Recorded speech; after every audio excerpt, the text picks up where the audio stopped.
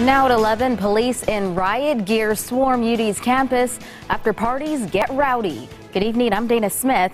University officials say a large group of St. Patrick's Day revelers blocked Lowe Street and threw bottles. Police had to shut down the street and break up the crowd. Happening now, 2 News reporter Kristen Eskow is live with how police are controlling the celebrations.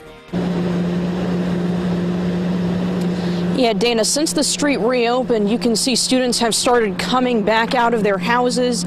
Some patrols remain in the area, and we have seen police cars going by regularly. Tonight, there's mixed reaction from students about how the police responded. This is what we saw on Lowe Street around 4 this afternoon. Students outside homes celebrating St. Patrick's Day. Everyone was just partying, having a good time. There wasn't anything crazy or anything like that. But by about 6:30, police presence escalated to this. Leave this area. If you do not do so, you may be arrested or subject to other police action. Other police action, the announcement said, could include, quote, chemical agents or less lethal munitions. Some witnesses tell me shortly before this, they saw students crowding the street and a few throwing what looked like beer cans, some say at police officers. There were like just a select few who were throwing them at the cops. University officials say there were people throwing things at officers, saying in a statement, quote, University of Dayton Police and Dayton Police determined that a large crowd blocking Lowe Street, throwing objects at police and others and not responding to police commands presented an extremely dangerous situation on Saturday afternoon. Police orders to clear the street were not successful, and police were withdrawn for safety reasons. Officials say the street was cleared in about half an hour without any issues, and no arrests were made.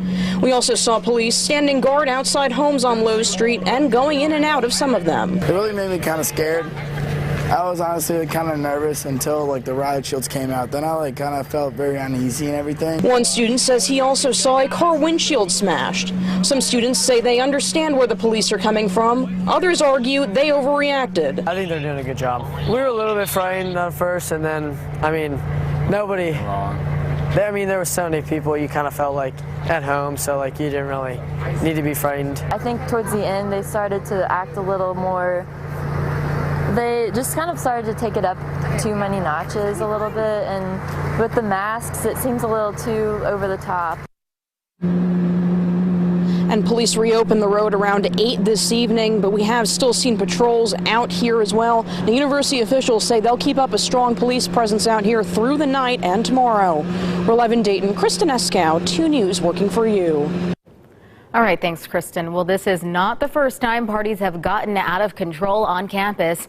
Back in 2013, riots broke out and police made a number of arrests. Back in 1992, several fires were started in the student neighborhood. A year before that, in 1991, a crowd threw rocks, bottles, and cans at a vacant UD house, causing $2,000 in damage. And in 1990, there were several fires set on the sides of houses. Those were later ruled arson. To stop the violence, UD started having a spring break over St. Patrick's Day for the next 10 years.